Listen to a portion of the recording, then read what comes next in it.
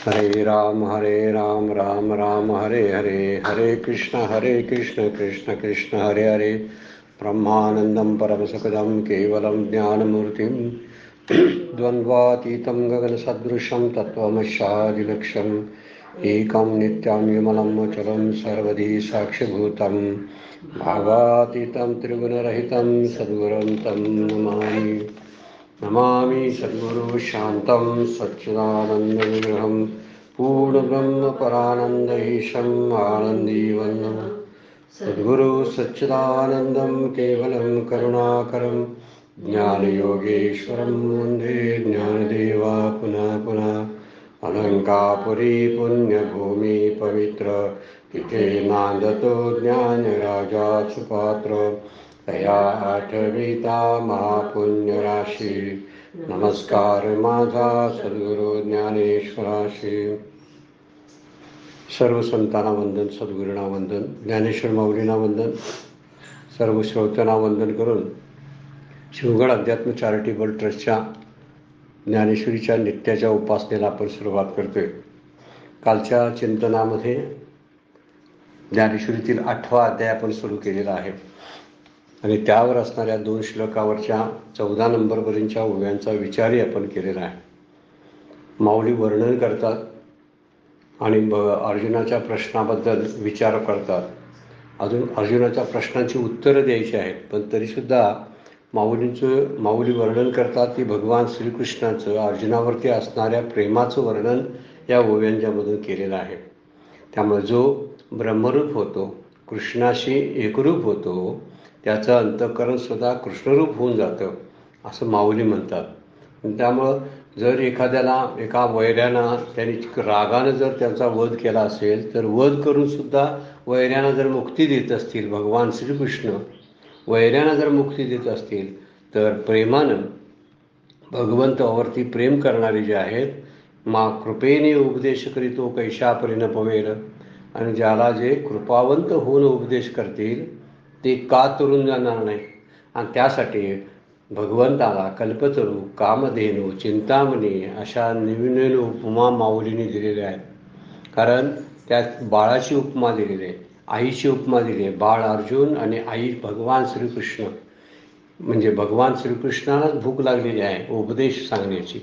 त्यामुळे कधी एकदा उपदेश अर्जुनाला सांगेन आणि अर्जुनाचा मोह जो आहे आणि त्याची शंका जी आहे ती घालवेन असं भगवंतालाच घाई झालेली आहे. म्हणून कृपाळू या गुरुची आठाई, हे नवल नोहे काय, परिते असो ऐका काय ते देव बोलते झाले. आता देव काय बोलणार आहेत की 2 प्रश्न अगोदर अर्जुनाने विचारले. आता अर्जुनाच्या त्या 2 प्रश्नांची उत्तरं माऊली विस्तृत पद्धतीने देणार आहेत. श्री भगवान उवाच अक्षरं ब्रह्म परमं स्वभाव अध्यात्म उच्यते भूत भावोद्भव करो विसर्ग कर्म संज्ञितः. भगवान म्हणाले अक्षरं ब्रह्म परमं, शब्द सुंदर वापरला आहे आणि श्रुतीचा आहे. अक्षरं ब्रह्म परमं, न क्षरणारे. अक्षर म्हणजे न क्षरणारे, क्षरच्या विरुद्धार्थी शब्द आहे. आणि नित्य असणारं, निरतिशय असणारं ते ब्रह्म जे आहे ते स्वभाव अध्यात्म उच्यते, देहादी आकारामध्ये असून सुद्धा त्याचा उत्पत्ती नाश होत नाही. जो प्रत्येगात्म भाव जो आहे त्याला अध्यात्म म्हणलेला आहे. जो प्रत्येगात्मा जो आहे तो प्रत्येगात्मा जो आहे त्याला अध्यात्म म्हटलेला आहे. आणि भूत भावोद्भव करो विसर्ग कर्म संज्ञितम, आणि पंचमहाभूत आणि भौतिक पदार्थ यांची उत्पत्ती आणि वृद्धी करणारा जो व्यापार त्याला कर्म म्हणतात. 3 व्याख्या माऊलीने इथं दिलेल्या आहेत. ब्रह्म म्हणजे काय, कारण प्रश्न तसेच होते, ब्रह्म काय आहे, अध्यात्म काय आहे, कर्म काय आहे, आणि त्या तिन्हीची उत्तरं भगवंत यामध्ये देतात. ब्रह्म काय आहे, अक्षरम ब्रह्म परमं, न क्षरणारे नित्य निरतिशय ते ब्रह्म आहे. स्वभाव ज्याचा, स्वरूपच ज्याचा आहे, असं जे आहे तो जीव, त्याला प्रत्येगात्मा म्हटलेला आहे. तो देहादी आकारात राहतो पण त्याला उत्पत्ती नाश नाही. असा जो प्रत्येगात्मा आहे त्याला अध्यात्म म्हणतात. आणि भूत भावत बकरो विसर्ग कर्म संज्ञितम, ही पंचमहाभूत आणि सगळी भौतिक सृष्टी जी आहे याची उत्पत्ती आणि वृद्धी करणारी जी क्रिया आहेत, व्यापार आहे, त्या व्यापाराला, त्या क्रियेला कर्म म्हणतात. 3 व्याख्या दिलेल्या आहेत आणि 3 व्याख्या आपण समजावून घेण्यासारख्या आहे. एवढंच समजून घ्यायचं आहे परमार्थामधलं ब्रह्म काय आहे, दुसरं जीव काय आहे आणि तिसरं जगत काय आहे. 3च गोष्टींचा विचार इथे केले पाहिजे. आणि जेव्हा आपण या 3च गोष्टीवर कॉन्सन्ट्रेशन करून साधना करतो त्यावेळी ते साधनेला काहीतरी अर्थ प्राप्त होत असतो. मला जाणायचं काय आहे, जे अर्जुनाला जाणायचं आहे ते. अर्जुनाला काय जाणायचं आहे तर ब्रह्म काय आहे, अध्यात्म काय आहे आणि तिसरी गोष्ट कर्म काय आहे. तिन्ही गोष्टी फार महत्त्वाच्या आहेत आणि त्या तिन्ही गोष्टीला कारण असणाऱ्या कोणत्या गोष्टी आहेत. उदाहरणार्थ आपण म्हटलं, हे ब्रह्म जे आहे ते ब्रह्म सगळ्या ब्रह्मांडाचं कारण आहे. ते कारण आहे, पण ते कसं आहे, अक्षर आहे, अक्षर आहे.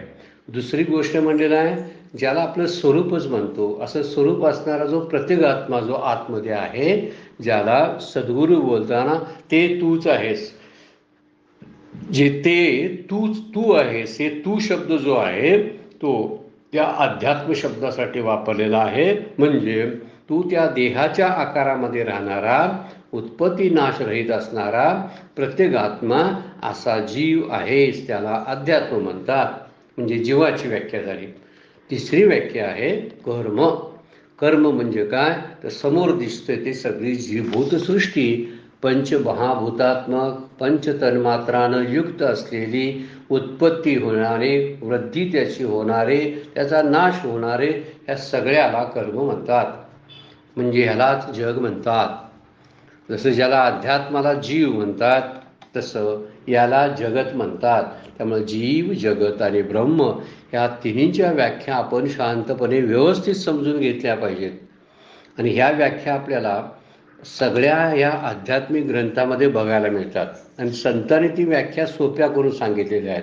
भगवद्गीता जरा कठीण बोलत असली तरीसुद्धा आपल्याला ज्ञानेश्वरी किंवा तुकोबांची गाथा किंवा समर्थांचा दासबोध अत्यंत सुलभ अशा भाषेमध्ये ब्रह्म, जगत आणि जीव यांची वर्णनं केलेली आपल्याला बघायला मिळतात. जीव कोण आहे, जो मी करणारा जो सतत असतो तो जीव आहे. आणि ज्याला माझं म्हणतो ते जग आहे. आणि ह्या मीपेक्षा आणि माझ्यापेक्षा ज्याला अजिबातच काय स्पर्श झाला नाही, परंतु जे पूर्णपणे देहानं व्यापलेलं आहे असं जे आहे ते ब्रह्म आहे.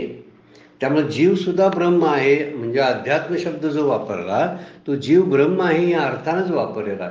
ज्याला उत्पत्ती स्थिती नाही आणि जो प्रत्येगात्मा आहे, प्रत्येगात्मा म्हणजे आतला आत्मा जो आहे त्या आत्म्याला जीव म्हणतात. आणि जीव बायोलॉजी जे आहे, जे सृष्टीमध्ये भरून उरलेलं आहे, व्यापक आहे, त्याला ब्रह्म म्हणतात. देहाला समजून घेताना आत्मा समजून घ्यावा लागतो आणि जगाला समजून घेताना ब्रह्म समजून घ्यावं लागतं. ह्या दोन्ही गोष्टी जर अशा चिंतनात आपण घ्याव्या लागतात, त्याशिवाय कळणार नाही आपल्याला. म्हणजे देह नुसताच पिंजरा आहे, जरी पिंजरा असला तरी परी उपकार चिंधीचे वर्णन तुकोबाच्या अभंगामध्ये वर्णन केलेलं आहे. ज्याला एखादं मौल्यवान रत्न असेल आणि ते रत्न गुंडाळून ठेवणारे जे कापड आहे ते कापडसुद्धा रत्नासारखी किंमत त्याला प्राप्त होते, कारण त्याला झाकलेलं आहे ना. ज्या रत्नाला त्या कपड्यानं झाकलेलं आहे ते कापडसुद्धा महत्त्वाचं होऊन बसतं. त्यासाठी ते कापड आपण शुद्ध चांगलं वापरतो, कारण आतलं रत्न मौल्यवान आहे ना. अशा रत्नाला जपून ठेवणारं सगळ्यात असं कापड कोणतं असेल तर तो म्हणजे देह आहे. त्यामुळे देहाची किंमत कमी नाही बरं काय. जरी तो पिंजरा असला तरी तो काय करत असतो, त्यामध्ये तो राहत असतो, त्या गुहेमध्ये राहत असतो. आणि याचाच विचार इथे माऊली सांगतात. आपण देहाच्या बद्दल विचार करतो ना त्यावेळी त्याला जीवात्मा असा शब्द येतो, कारण देह आणि जीव हे एकोपाच आहे त्यांचा आणि त्यामुळे एकत्रितपणाने आहे. पण एकत्र म्हणण्यापेक्षा जीव हा देहाशी मात्र तादात्म्य पावलेला नाही, तो त्याच्यापासून वेगळा आहे. आणि त्यामुळं तो मी म्हणतो ना, तो शरीरालाही मी म्हणतो, तो जीव असतो. पण तो खरं त्याचं शुद्ध स्वरूप जर बघितलं, एरवी सर्वांच्या हृदयद्वेषी मी अमुका आहे ऐशी, जी बुद्धी स्फुरे अहर्निशी ती वस्तुगामी.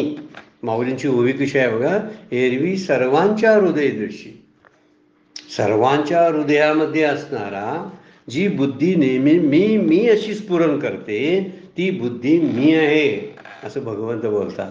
जे मी मी म्हणणारा जो आहे तो जीव मी आहे हे या वाक्यावरून समजतं. ज्याला उत्पत्ती नाश असा रहित असणारा जो प्रत्येक आत्मा आहे तो, त्याला अध्यात्म असा शब्द वापरलेला आहे. आपण जरा समजून घेतलं पाहिजे बरं का. हे आपण आपल्या पद्धतीने समजून घ्या. आता इतरत्र आणि कुठेतरी ज्ञानेश्वरीच्या व्यतिरिक्त आणि भगवद्गीतेच्या खूप टीका आहेत, त्याच्या द्वारे समजून घ्यावं काय असेल ते. प्रत्येकाच्या भिन्न भिन्न तरी मतप्रभाव असण्याचे, शब्द भिन्न असतील, प्रक्रिया मात्र एकच आहे. ब्रह्म जे आहे हे ब्रह्म, जीव आणि ब्रह्म एकच आहेत. पण ते कशाबद्दल तो एक होत नाही. तो मी मी असं देहाला म्हणतो आणि माझं माझं असं जगाला म्हणतो. त्यामुळं तो ब्रह्मापासून वेगळा आहे, बाकी अन्य काय नाही. त्यामुळं जगातलं मिथ्यात्व, नंतर जीव हे जीव ब्रह्मरूप आहे आणि ब्रह्म सत्य आहे, असं जर तीन गोष्टी याचा विचार आपण केला, ब्रह्म सत्य, जीव ब्रह्मरूप आणि जगत मिथ्या, ह्या तीन गोष्टीवर आपण सतत विचार केला तर आपल्या लक्षात येईल की मी जे माझं स्वरूप जे आहे ते मीच ब्रह्मरूप आहे, मी आत्मरूप आहे. ज्याला आत्मा किंवा जीवात्मा म्हणतात तो जीव आणि ते ब्रह्म दोन्ही एकच आहे. म्हणून ब्रह्म मात्र कसा आहे, अक्षर आहे. जीव कसा आहे, अध्यात्म आहे. आणि जगत कशावर आधारित आहे, कर्मावर आधारित आहे. कर्म जर झालंच नाही तर जग निर्माणच होणार नाही. कर्म होतंय जीवाकडून, म्हणून त्यामुळं कल्पित सृष्टीची निर्मिती होते. कारण त्या कर्माचे परिणाम ही जगाची निर्मिती असते. त्यामुळं वर्णन केलेलं हे जग जे आहे हे सगळं कर्मावर आधारित आहे. जर कर्म संपली तर कल्पांत होईल आणि सगळंच जगाचा नाश होतो. पण जी आहेत ती कर्म सुप्त रूपात पडून राहतात, ती काही दिवसानंतर वरती येतील. पुढे आपण त्याचा विचार करणार आहोत. त्यावेळी परत सृष्टीची निर्मिती होते. सृष्टीच्या निर्मितीला कारण जीवाची कर्म आहेत. न भोगलेली कर्म भोगण्यासाठी सृष्टीची निर्मिती व्हावी लागते. मला पदार्थ आवडतात, उदाहरणार्थ मला बासुंदी आवडते, होय ना. मला आवडते हे माझं आत असणारी माझी वासना आहे. आणि ही माझी वासना पूर्ण करायला काय करावं लागतंय, सृष्टीत बासुंदी निर्माण करायला पाहिजे ना. मग माझी वासना कशी ते पूर्ण होणार सांगा बघू. म्हणजे सृष्टीची निर्मिती हे कर्म आहे आणि सृष्टीच्या निर्मितीची जी क्रिया आहे ही सगळ्या जीवाच्या कर्मावरती अवलंबून आहे. त्यामुळं भूतसृष्टीला आधार कर्माचाच आहे. कर्म कसं आहे, नाशवंतच आहे. कर्म काय पूर्ण नाही, पूर्णत्व कर्माला नाही. त्यामुळं हे कर्म जे आहे त्या कर्मामुळं जगाची निर्मिती होते. आणि जगात जर जीव ज्यावेळी निर्माण होतो त्यावेळी तो जगाला माझं म्हणतो आणि देहाला मी म्हणतो आणि म्हणून फसतो आणि घसरतो कुठून, ब्रह्मतत्वापासून घसरतो. मी ब्रह्म आहे असं म्हणायच्या सोडून मी देह आहे असं म्हणतो. आणि देह माझं मी आहे म्हटल्यामुळं त्या देहाच्या संबंधित जे जग आहे त्याला परिणामी माझं म्हणावंच लागतं. ते म्हणतो हे माझं आहे, सगळी बायका मुलं माझी आहेत. वास्तविक त्याचा काय संबंध आहे त्या गोष्टीशी सांगा. तू ब्रह्मरूप आहेस आणि त्यामुळे तुझा जगाशी संबंध नाही. तू जोपर्यंत जगाशी संबंध ठेवशील तोपर्यंत तुझी कर्म संचितातच पडतील. आणि ज्यावेळी तू ब्रह्माशी एकरूप होशील त्यावेळी तुझं संचित जळून जाईल आणि तुला ज्ञान प्राप्त होईल. जीवानं जगाकडं वळायचं की ब्रह्माकडं वळायचं. जीवानं आपण ब्रह्मरूप आहे असं समजायचं की मी जीवरूप आहे असं समजायचं, मी देहरूप आहे असं समजायचं, मी देह आहे असं समजायचं की मी ब्रह्म आहे असं समजायचं. ह्या जीवाच्या साधनेवर, जीवाला मिळालेल्या स्फुरणावर, त्याच्या मूळ पूर्वीच्या संस्कारावर, सद्गुरूंच्या उपदेशावर, ह्या सगळ्या गोष्टीवर ते आधारित आहे. जीव काय ठरवतोय तो. त्यामुळे जीवाला काय आहे, जीवाच्या दृष्टीने जीव विचार केला तर ते ब्रह्मरूप आहे आणि देहाला प्रारब्ध आहे. कर्माचा परिणाम म्हणून देह आहे, जीव नाही. हे लक्षात ठेवण्यासारखी गोष्ट आहे. जीव हा नवीन तयार झालेला रोपटा आहे आपोआप. काल्पनिक आहे ते, वास्तविक ते काल्पनिक आहे. पण काल्पनिक असताना तर ती कल्पना जर टाकली तर जीवाचं जीवत्व निघून जाईल आणि त्याला ब्रह्मत्व प्राप्त होईल. त्यामुळं ब्रह्मातलं सत्यत्व, जीवातलं ब्रह्मत्व आणि जगातलं मिथ्यात्व ओळखणं म्हणजे परमार्थ. एक सुंदर अशी व्याख्या परमपूज्य मंदाताईंनी केलेली व्याख्या आहे की ब्रह्मातलं सत्यत्व, ब्रह्म सत्य आहे हा सिद्धांत आहे ना, तो खोडून काढता येत नाही. ह्याच्यावर चिंतन आपण केलं पाहिजे. म्हणजे काय, परमात्मा भगवंत सत्य आहे, बाकी सगळं काही विचारात घेण्यासारखं नाही. नंबर 2 जीव. दुसरा मुद्दा कुठला तत्वज्ञानातला बघा, तर जीव, ज्याच्यावर चिंतन करायचं तो.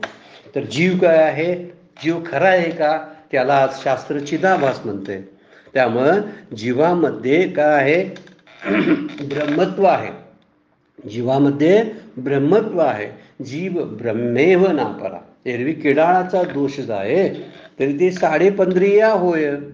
जीवा ब्रह्मत्व आहे संकल्पलोपी. माऊलींची ओवी कशी आहे बघा, किडाळाचा दोष गेला. किडाळाचा म्हणजे जे हिनकस सोनं असतं, हिनकसपणा सोन्यात जो असतो तो जर गेला तर 15.5 होय, म्हणजे ते शुद्ध सोनं होईल. जर त्याच्यातला हिनकसपणा काढून टाकला तर ते शुद्ध सोनंच आहे. सोनं आहेच, फक्त त्याच्यामध्ये थोडासा हिनकसपणा किंवा लाख ज्याला आपण म्हणतोय किंवा पितळ म्हणूया आपण, ते मिसळलेलं आहे. काय त्याचं साधना कशासाठी करायची आहे, तर त्यातलं पितळ किंवा हिनकसपणा काढून टाकण्यासाठी साधना करायची आहे. काय सोनं प्राप्त करायचं आहे नाही, सोनं आहे त्या, सोनं प्राप्त करायचं नाही. म्हणजे जीव ब्रह्मत्व आहे संकल्पलोपी, म्हणजे जीव ब्रह्मरूप आहे. पहिला मुद्दा, ब्रह्म सत्य आहे, अन्य काहीही सत्य नाही. 1. नंबर 2, जीव जो आहे तो ब्रह्मरूप आहे, तो जगरूप नाही किंवा तो देहरूप नाही. हा मुद्दा लक्षात ठेवण्यासारखा आहे. त्यामुळे जीव हा ब्रह्मरूप आहे, कारण तो खरा नाही आहे. मुळात तो कसा आहे, तो चैतन्याचं प्रतिबिंब आहे. अंतःकरणाचं बुद्धीत पडलेला प्रतिबिंबाला जीव म्हणतात. प्रतिबिंबाला, बरं का, म्हणजे हे बिंबाचं अंतःकरणात प्रतिबिंब पडते ना. कशाचं, कारण अंतःकरण हे शुद्ध आहे, आरशासारखं आहे. त्यामुळं त्यामध्ये जे पडलेलं जे ब्रह्माचं प्रतिबिंब आहे अंतःकरणातलं, आत्म्याचं प्रतिबिंब त्या अंतःकरणामध्ये पडलं की तो जीव होतो. म्हणजे जोपर्यंत अंतःकरण आहे, जोपर्यंत कल्पना आहे, तोपर्यंत जीवाला सत्यत्व जीव आहे. सत्यत्व म्हणण्यापेक्षा जीव आहे. आता जीव गेला म्हणजे काय होतं बघा, की अंतःकरण संपुष्टात आलं, अंतःकरण विलीन झालं. संपुष्टात शब्द वापरणं जरासा चुकीचा होईल. ते विलीन होते, लय पावतं. जेव्हा अंतःकरणाचा लय होतो तेव्हा जीवाचं प्रतिबिंब, जे आत्म्याचं प्रतिबिंब जे अंतःकरणात पडलेलं होतं ते नष्ट होतं. आरसाच काढून टाकल्यावर प्रतिबिंब राहील कसं सांगा. म्हणजे प्रतिबिंब दिसत होतं ते आरशामुळं दिसत होतं, साक्षात ते नाही. म्हणून जीव ब्रह्मरूप आहे. नंबर 3, आणि जग जे आहे ते काल्पनिक आहे, नाशिवंत आहे, क्षर आहे, उत्पत्ती स्थिती नाशाचं लक्षण धारण करणारं आहे, म्हणून ते मिथ्या आहे. अगदी गंभीरपणानं ज्याला खरंच साधनेद्वारे शास्त्र जाणून घ्यायचं आहे याच्यावरती आपलं स्वतः आणि चिंतन करावं. की 3च गोष्टी जाणून घ्यायच्या आहेत, ब्रह्म, जीव आणि जगत. त्यातलं एक गोष्ट काय आहे, जगत काल्पनिक आहे, जीव ब्रह्मरूप आहे, आणि ब्रह्मच तेवढं शिल्लक राहतं. दोन्हीचंही निराश होतो, जीवाचाही निराश होतो आणि जगाचाही निराश होतो. म्हणजे जीवही गेला आणि जगही गेला तर राहतंय ब्रह्मच फक्त, कारण ब्रह्मच आहे. त्यामुळे ब्रह्माच्या सगळ्यावरती, स्फुरणावरती हे जग आपल्याला अनुभवाला दृष्टीगोचर होतं. यामुळंच प्रतिबिंबामुळंच, ब्रह्माच्या प्रतिबिंबामुळंच, त्याच्यात पडलेल्या प्रतिबिंबामुळंच आपल्याला जीव अनुभवाला येतो. जोपर्यंत बुद्धीचं स्फुरण चालू आहे, मनाचं धावणं चालू आहे, तोपर्यंत, किंवा अहंकार म्हणणारा मी म्हणणारा अहंकार आहे तोपर्यंत जीव जिवंत आहे. संतांचा जीव गेला होता म्हणून ते जीवनमुक्त होते. जीवनमुक्त होणं म्हणजे जीव लय पावणं, म्हणजे जीव ब्रह्मरूपाशी एकरूप होणं आहे. मलाही जीव ब्रह्मरूपाशी एकरूपच व्हायचं आहे, पण माझ्यातली बुद्धी, माझा अहंकार, चित्त, हे सगळे मन बुद्धी चित्त अहंकार हे अंतःकरण मला काहीतरी करायला भाग पाडतं. जग सत्य लावायला भाग पाडतं तेच. नात्या गोत्यांना किंमत द्यायला लावतो तेच. नाही तर विचार केला तर जीव ब्रह्मरूपाशी एकरूप झाला तर जगाशी त्याचं घेणं देणं संपून जातं. संत तसे होते म्हणून त्यांना जगाबद्दलचं घेणं देणं शिल्लक नव्हतं. त्यांच्यासाठी पापपुण्य शिल्लक राहिली नाहीत, कारण जीवनमुक्त झाले होते ते. या ठिकाणी पापपुण्य आणि सुखदुःख शिल्लक राहत नाही. सुखदुःख म्हणायला लावणारा जीव आहे, म्हणजे अंतःकरण आहे. लक्षात ठेवण्यासारखी बाब आहे. जरा आपण चिंतन करत करत करत करत गेलो तर संज्ञा भिन्न असतील, पण सिद्धांत एकच आहे. संज्ञा ज्याच्या त्याच्या पद्धतीने ज्याने त्याने दिलेल्या आहेत प्रत्येकानं. कोण कशाला काय म्हणते जीव, कोण कशाला म्हणतो, पण जीव हा ब्रह्मरूपच मुळात आहे आणि तो सत्य नाही आहे. तो ब्रह्मरूप असल्यामुळं तो वेगळा कसा असेल सांगा ब्रह्मापासून? तो त्याचेच आहे, कारण त्याचं प्रतिबिंब आहे ना तो. मग प्रतिबिंब घालवायसाठी काय करायला पाहिजे सांगा बघू? आरसा समोर आहे तो बाजूला करायला पाहिजे, किंवा जिथं पाणी आहे त्या पाण्यात जर प्रतिबिंब पडत असेल तर ते पाणी दाटायला पाहिजे. जेते हे पाचवा अध्याय, जेते हे संसार चित्र उमटे तो मनोरूप पट फाटे, जसे सरोवर आटे मग प्रतिमा नाही. सरोवर आटलं की प्रतिमा नाही. मनोरूपी पडदा फाटून गेला की संसाराची उमटणारी चित्र बंद होतात, दिसायचे बंद होतात. या संसाराच्या चित्राबरोबर मी वावरतो म्हणून मला सुखदुःखांचा अनुभव येतो. मी त्या चित्रांना खरं मानलं आणि खरं मानल्यामुळं मला दुःख होतं. मी ज्या दिवशी त्यांना मिथ्या मानेन, खोटं नव्हे बरं काय, कारण खोटं म्हणता येत नाही, समोर दिसतं, त्याला मिथ्या शब्द वापरलाय संतांनी. त्याला मी मिथ्या मानेन म्हणजे सतही नाही आणि असतही नाही, खरंही नाही आणि खोटंही नाही, त्याला मिथ्या म्हणतात. सत असत विलक्षण अनिर्वचनीय मिथ्या अशी संज्ञा एक वेदांतकार शास्त्रकार वापरतात आणि ती त्या दृष्टीनं आहे. आपण एवढ्या खोलात जायचं नाही. आपल्याला अनुभवाला येणाऱ्या सगळ्या गोष्टी आपण बघूया. खरंच जीव आपल्याला अनुभवायला येतो. जो मी म्हणतो, करता भोगता आहे तो जीव आहे, अन्य कोण आहे म्हणतो बरं काय नाही. खरा बघायला गेलं तर तो जाग्यालाच नाही, फक्त तो त्याला त्याच्यात संजीवनी आणून कुणी दिली बघा, तर या मनबुद्धी चित्त अहंकारानं अंतःकरणाला दिले. अंतःकरण संपलं की परमार्थाचा शेवट होतो आणि संसार सुद्धा लयाला जातो. अंतःकरण हेच संसार आहे. संसार आणि अंतःकरण वेगळं नाही. जोपर्यंत अंतःकरण आहे तोपर्यंत भूतसृष्टीचा अनुभव येत राहील, त्यालाच कर्म म्हणतात. आणि जो नेहमी ब्रह्मरूपाशी एकरूप आहे तो जीव, त्याला अध्यात्म म्हणतात. तिसरी गोष्ट ब्रह्म, जे अक्षर आहे, परम आहे, त्याला ब्रह्म म्हणतात.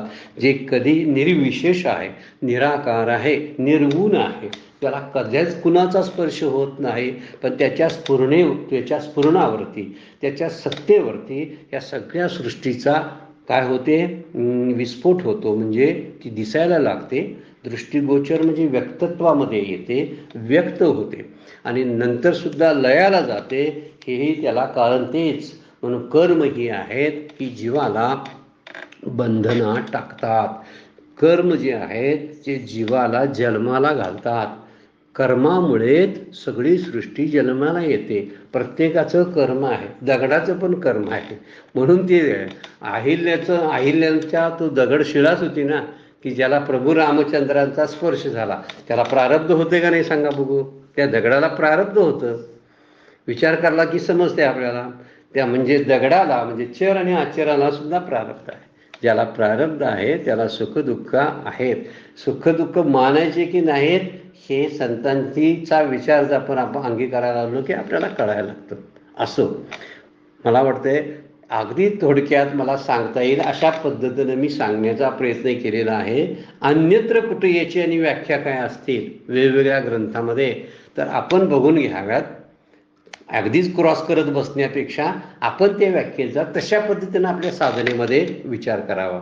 आपल्याला वाटलं हे बोलण्यातलं हे थोडंसं माझं वैयक्तिक ही मत यामध्ये घुसरण्याची शक्यता आहे की ब्रह्म काय आहे, अध्यात्म काय आहे, कर्म काय आहे, थोडंसं.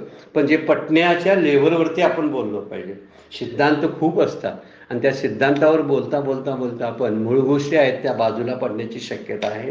कारण अनुभव फार महत्त्वाचा असतो. इथं अक्षरम ब्रह्म परमम स्वभावाध्यात्म उच्यते भूत भावद्भव करो विसर्ग कर्म संज्ञिता. ही पंचमहाभूत आणि भौतिक सृष्टी जी आहे, ज्याला उत्पत्ती आहे, वृद्धी आहे, स्थिती आहे, ज्याला विकार आहे, अशी जी सृष्टी आहे त्या सृष्टीतला सगळा व्यापार, सगळ्या क्रिया त्याला कर्म म्हणतात. सगळ्या हालचाली चालू आहेत. वारा फिरतो त्यामुळे झाडं हलतात, जे झाडाच्या हालचाली सुरू आहेत. जीव हलायला गेले आहेत. जीव लहानाचे मोठे होतात, मोठे होऊन मरून जातात, परत जन्माला येतात. हे सगळं कर्मावर अधिष्ठित आहे. त्यामुळं कर्मच सगळं करत असतं. जेवढी भूतसृष्टी दिसते ना चराचर, तेवढी तेवढी कर्माची निर्मिती आहे. कर्मामुळे निर्माण होते. कर्मच झालं नाही तर सृष्टीची निर्मितीच होत नाही. कर्म फलोन्मुख झालं की सृष्टीची निर्मिती होत असते. म्हणून इथं वर्णन करता भूत भावोद्भव करो, त्यातून उद्भव जो होतो भूतसृष्टीचा त्याला कर्मसंज्ञिता, त्याला संज्ञा आहे कर्म. कर्मसंज्ञिता म्हणजे त्याला संज्ञा, कर्म नावाची संज्ञा. संज्ञा म्हणजे टर्म आपण म्हणतो, त्याला व्याख्या म्हणतात. त्याची डेफिनेशन केलेली आहे. माऊली याच्यावरती काय बोलतात आपण थोड्याशा 4-5 ओव्या ह्या अक्षरम ब्रह्म परमवरती आहेत. पुढच्या काही ओव्या ह्या अध्यात्माचं वर्णन, जीवाचं वर्णन करणाऱ्या आहेत. आणि 3ऱ्या नंबरच्या ज्या ओव्या आहेत त्या कर्माचं वर्णन करणार आहेत. त्यानुसार आपण जर बघत गेलो अभ्यासाच्या दृष्टीनं, आपण ज्ञानेश्वरीचा अभ्यास म्हणून करायला लागलो. हे काय पारायण नव्हे किंवा नुसती प्रवचनं नव्हेत, अभ्यास म्हणून आपली उपासना चालू आहे. ठीक आहे. त्यावरची 15 नंबरची ओवी माऊलींची आहे. मग म्हणतले सर्वेश्वरे. सर्वेश्वर कुणाला म्हणतात? भगवान श्रीकृष्णाला. एकत्र नावांची जर लिस्ट काढली, श्रीकृष्णाला कुठली कुठली नावं वापरल्यात माऊलीने, भगवद्गीतेला जेवढं शक्य आहे तेवढं भगवान वाच किंवा आणखीन काहीतरी असेल एवढंच. पण यामध्ये माऊली मात्र जे वर्णन करतात ते वेगवेगळे. यादवेंद्रा, मागच्या शब्द केला होता बघा, यादवेंद्रा म्हणतात. इथं काय म्हणतात बघा की सर्वेश्वर. सर्वेश्वर म्हणजे सर्वांचा ईश्वर. जो नियंता आहे तो नियंताला सर्वेश्वर म्हणतात. असा सर्वेश्वर भगवान श्रीकृष्ण काय म्हणाले? जे आकारी ये खोकरे. काय म्हणाले बघा? जे या खोकरे म्हणजे फुटकं, तुटकं अशा अर्थानं मोडलेलं. आकारी ये खोकरे कोंदले असत न खिरे. जे फुटक्या जगाच्या आकारात दाट भरलेले आहे आणि कोंदले असत न खिरे कवने काय. कोणत्याही भूत भविष्य वर्तमान काळात तरी गळत नाही. न खिरे शब्द वापरलाय. कोंदले म्हणजे अगदी 10 वाटीनं भरलेला आहे. असत न खिरे ते कोणत्याही भूत भविष्य वर्तमान काळामध्ये, कवने काळी म्हणजे कुठल्याच काळामध्ये, तिन्ही काळामध्ये गळत नाही.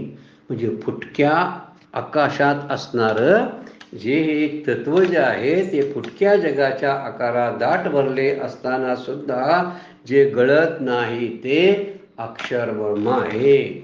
पहिली व्याख्या कशी केली बघा? जे गळत नाही मात्र भांड कसलं आहे? फुटका आहे. फुटक्या भांड्यात न गळणारा. काय कल्पना माऊलींची आहे बघा. खरंच तसे आहे की भांड फुटक्या आहे आणि फुटक्या भांड्यामध्ये वर्णन केलेले शब्द आहे. पण इथं वर्णन करताना माऊली म्हणतात त्या फुटक्या अनंत अशी छिद्रनी भूकं असलेल्या या नाशिवंत जगामध्ये, म्हणजे या देहामध्ये भरलेला असून सुद्धा गळत नाही. जग आणि देह वेगळे नाहीत बरं काय. म्हणून देहादी जग असा शब्द वापरतात. जगाची एक सृष्टी असते आणि देहाची एक सृष्टी असते. दोन्ही एकच आहे वास्तविक विचार केला तर. दोन्ही वेगवेगळे नाही. जग आणि हे वेगवेगळे नाही. जर अभ्यास केला तर जगात असणारी सृष्टीतली सगळी तत्व माझ्या देहामध्ये आहेत. जग जसं पंचमहाभूतापासून तयार झालं तसं माझा देह सुद्धा पंचमहाभूतापासून तयार झाला. ज्याला जसं देहाला कर्म आहे तसं जगाला सुद्धा कर्म आहे. जसं झाड निर्माण होलं, उगीच झालेलं नाही, तिची कर्म पाठीमागं आहे. ते काही काळ राहतं आणि काही काळानंतर नष्ट होतं. पण बीज तसंच राहतं. बीज कुठं गेलं काही सांगा बघू त्या झाडातलं? अजिबात जात नाही. माझा देह पडला तर त्यातला आत्मस्वरूप जे बीज आहे ते कुठं गेलं काही सांगा बघू? जात नाही, कुठंच जात नाही. मग आत कायम असतं तरी पण कुठं गळत नाही. कसं? एवढ्या छिद्रातून फाटकी जुळी आहे, त्या झुळ्यातून ते का गळत का नाही? असं गळत नसलेलं जे अक्षरतत्व आहे ते ब्रह्म आहे. हे सांगायचा मुद्दा तो आहे की ते नाश पावत नाही, ते अक्षरतत्व आहे. म्हणजे मातीची भांडे आहेत, त्याचा आकार आहेत, ते नाश पावतात. एखादा आकार असतो ना, आकारे स्मरितले, जे आकारी कोकरे, जे आकाराला आलेलं फुटकं भांडं आहे, फुटक्या आकाराची वस्तू आहे. मग आकाराला काय येते? मातीची भांडी आकाराला येतात बघा. त्याला आपण भांडं हे नाम देतो आणि त्याला एक आकार असतो. कसा आहे गोष्ट बघा, त्याला रूप असतं आणि त्याला नाम असतं. असं नाम आणि रूपानं असलेलं जे आहे ते जग आहे. आणि त्या जगामध्ये परंतु दिसताना आपण त्याला म्हणतो हे भांडं अमुक आहे, हां, हे पातेलं आहे किंवा हा तांबे आहे. वास्तविक ही मातीची सगळी भांडी आहे, पण यामधली माती कोण पाहत नाही. त्यामुळं भांडी फुटतात, खापरं पण फुटतात छोटी छोटी छोटी त्याची, कारण त्यांना प्रारब्ध आहे, त्यांच्या पाठीमागं कर्म आहे, त्यामध्ये नाशवंत आहे, जगाशी आहेत, पंचमहाभूतापासून निर्माण झालेले आहेत. परंतु त्यात असणारं त्या फुटक्या भांड्यातली माती कधी गळत नाही, माती तशीच राहते. म्हणून वर्णन करतात मातीची भांडी, त्याचे आकार नष्ट होते पण माती तशीच आहे. म्हणून तसं जग नश्वर आहे, जग सुद्धा क्षणभंगूर आहे, त्याचा नाश होईल, पण त्यातली सत्ता जी आहे ती सर्वातीत आहे, ती कुठंही जात नाही, तिथंच असते. ती आपल्याला दिसत नाही म्हणून आपण म्हणतो ती मला जाणवत नाही, पण ती सत्ता मात्र म्हणजे घडवणारा तिथंच असतो. तो कसा जाईल बघा? कुंभाराच्या पुढ्यात ज्यानं मडकी घडवली त्याच्याच पुढ्यात ते भांडं फुटत असतं. करताना सुद्धा तोच असतो, करताना पण तोच असतो आणि फुटताना बी बघत असतो. म्हणजे बघणारा कोणतरी आहे म्हणून ते भांडं दिसतंय, नाही तर दिसलंच नसतं, म्हणूनच ते फुटतंय. लक्षात घेण्यासारखा मुद्दा आहे. तर हीच गोष्ट या ठिकाणी लागू जर आपण केली तर बघणारा द्रष्टा जो आहे तो सर्वातीत आहे, त्याची सगळीकडे सत्ता आहे. ज्या वस्तू निर्माण होतात त्यांना उत्पत्ती स्थिती नाश आहे. म्हणजे निर्मितीला हे एक फार मोठा कलंक आहे, दुर्दैव आहे जगाचं की त्याला उत्पत्तीबरोबर नाशही ठेवलेला आहे. म्हणून जी वस्तू देश कालाने मर्यादित होत नाही, कुठल्याही देशाचं म्हणजे ठिकाणाचं बंधन ज्या वस्तूला नाही, ज्याला काळाचं बंधन नाही, कोंदले असते न किरे कवणे काळी, त्याला काळाचं अजिबात बंधन नाही. प्रत्येक काळामध्ये आहे, काळ संपून जाईल पण तो असतो, कारण काळाचा शास्ता तो आहे, काळाचा शासक तो आहे. त्यामुळे शासक राहतो काळ जरी संपला तरी. जगाचा नियंता तो आहे, त्यामुळे जग संपलं तरी जगाचा नियंता राहतोच. सर्वेश्वर शब्द त्यासाठी वापरला आहे बरं काय. सर्वेश्वर म्हणजे ईश्वर शब्द वापरण्याचं कारण आहे की ज्याला आपण ब्रह्म म्हणतो तोच ईश्वर आहे, ज्याला आपण ईश्वर म्हणतो तोच ब्रह्म आहे. म्हणजे जर त्याची चिकित्सा करत गेलो आपण तर ईश्वर वेगळा, ब्रह्म वेगळा, आत्मा वेगळा असे शब्द वेदांतशास्त्रामध्ये वापरलेले आहेत. असोच वापरलेले असले तरी काय बिघडत नाही, परंतु त्याची मूळ संकल्पना जी आहे ती संज्ञा तीच राहते. त्यामुळे जी वस्तू काळानं देशानं बांधली जात नाही, मर्यादित होत नाही, ती नित्य आणि शाश्वत असते, त्याला अक्षर ब्रह्म म्हणतात. म्हणजे खोकरे शब्द वापरला ना, ती जगासाठी वापरलेला. खोकरे म्हणजे फुटकं, नाशवंत. येथे सर्व प्रकारचा नाश आहे. जगामध्ये ज्या गोष्टी ज्या निर्माण होतात ना त्याला नाश हा पाचवीला पुजलेला आहे. म्हणून आपण जे निर्माण झालं म्हटलं की नाशाला त्याच क्षणापासून सुरुवात झालेली असते. बाळ जन्माला आलं ना ते मृत्यूकडेच वाटचाल करत जात असतं. वस्तू निर्माण झाली ना ती मोडायपर्यंतच जात असते, म्हणून त्याला सेकंड हँड म्हणतात. सेकंड हँड म्हणण्याचं कारण तर ते फर्स्ट हँडमधून सेकंड हँडमध्ये प्रवेश करतं. कारण ते दुसऱ्या दिवशी आपण म्हणतोय ना, घरात एखादा नवा टी व्ही आणला आणि दुसऱ्या दिवशी आपण जरी त्याला गेलो तर त्याला म्हणतात जुना टी व्ही आहे. अरे वाचतात कालच मी आणला होता, अजून काय घेतलेलं नाही, वापरलं नाही, त्याची रिसीट तयार झाली ना, आता दुकानातून तो गेला ना, तो जुना झाला बा. म्हणजे प्रत्येक गोष्ट जुन्याकडे निघालेली आहे. जी नवी ज्याला आपण म्हणतो ती फक्त निर्मितीच्या वेळीच नवी वाटते. निर्मितीच्या दुसऱ्या क्षणापासून तिला जुनापणा येतो. म्हणजे हा जुनापणा कशामुळे येतो तर नाशाकडे घेऊन जाणारा आहे. म्हणून येतो सगळ्या पदार्थांना नाश आहे. नाशाचे प्रकार सुद्धा शास्त्रांना सांगितलेला आहे. स्वतः नाश, परता नाश, आश्रय नाश, असे काही प्रकार सांगितलेले आहेत. त्यामुळं इथं प्रकार पण सांगताना वर्णनाने केलेलं आहे की असा आकार जो आहे, आकार असून सुद्धा, विनाशी असून सुद्धा त्यातलं तत्व मात्र गळत नाही.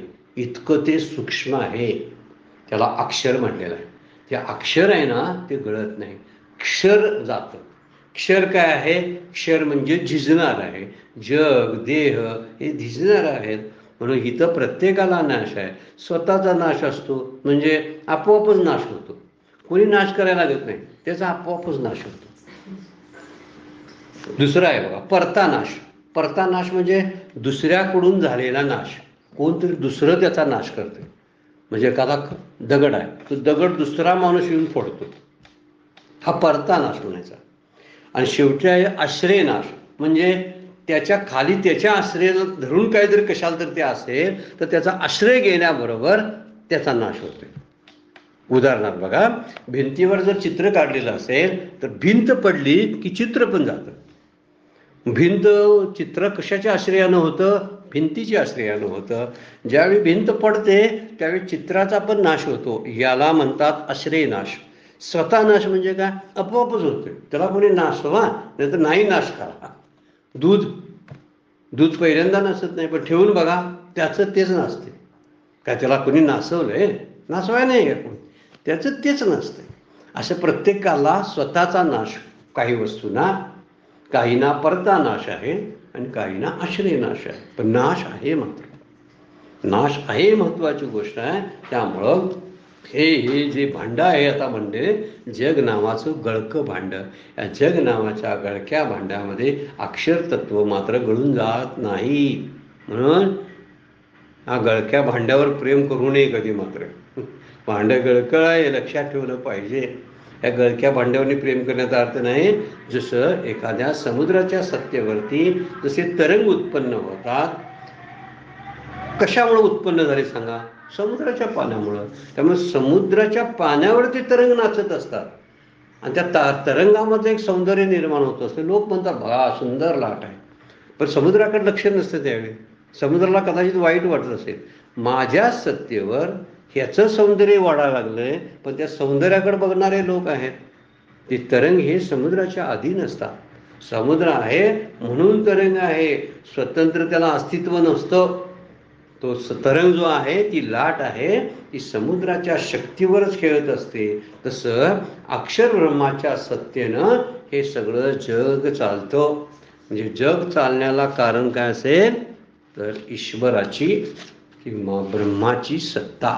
ती सर्वातीत आहे, ती कालातीत आहे, ती देशातीत आहे. लक्षात ठेवणं फार गरजेचं आहे. सगळ्या वस्तूच्या पलीकडे ती आहे, सगळ्या ठिकाणाच्या म्हणजे देशाच्या पलीकडं आहे आणि सगळ्या त्या तिन्ही काळाच्या ती पलीकडं आहे.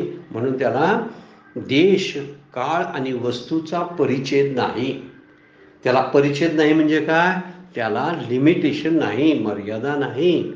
ठिकाणामध्ये आता मी कोल्हापुरामध्ये जर असेल तर मी पुण्यामध्ये नसतो, मला ठिकाणाचं बंधन पडलं का नाही बघा. मी इथं असेल तर तिथं मी स्पष्ट सिद्ध करू शकत नाही मी पुण्यात आहे असं. पण ब्रह्म आहे की नाही इथं? आकाश घेऊया, ब्रह्म राहू दे, आकाश इथं आहे आणि पुण्यात पण आहे की नाही? आहे. त्याला सिद्ध करायला लागते? नाही. ते देशाच्या पलीकडं आहे, त्याला देश परिच्छेद नाही, काळ परिच्छेद नाही. म्हणजे आपण जन्मापूर्वी आपण नव्हतो. म्हणजे ज्याला काळ परिच्छेद, देश परिच्छेद, वस्तू परिच्छेद नाही, ते सर्वातीत असणारं, कालातीत असणारं तत्व कोणतं असेल तर अक्षर ब्रह्म. जे फुटक्या गळक्या जगाच्या भांड्यातून जे गळत नाही त्याला ब्रह्म, अक्षर ब्रह्म म्हणलेलं आहे. अक्षर शब्दामध्येच त्याचं अस्तित्व दाखवलेलं आहे.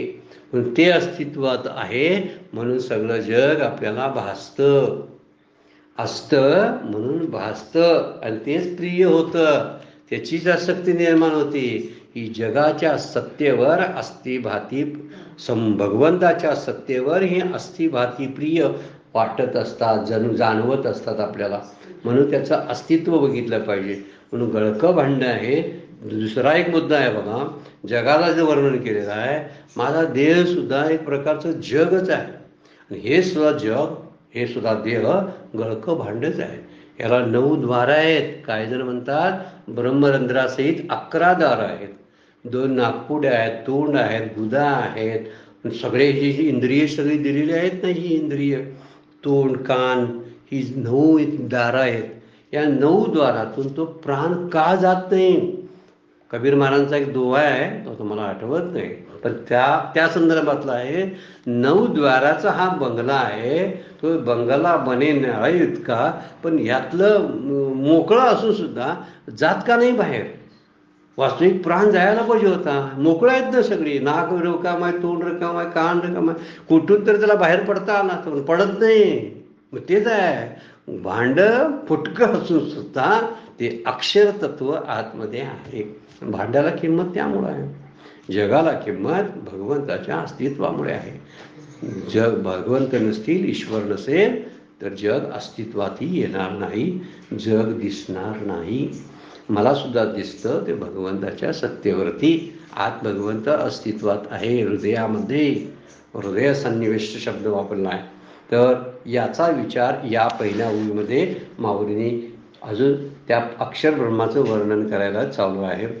वेळ संपली, थांबावं लागते. आजची सेवा सद्गुरूंच्या चरणी, भगवान ज्ञानेश्वरांच्या चरणी अर्पण करून विराम घेऊया. पुंडलिक वरदारी विठ्ठल श्री ज्ञानदेव तुकाराम.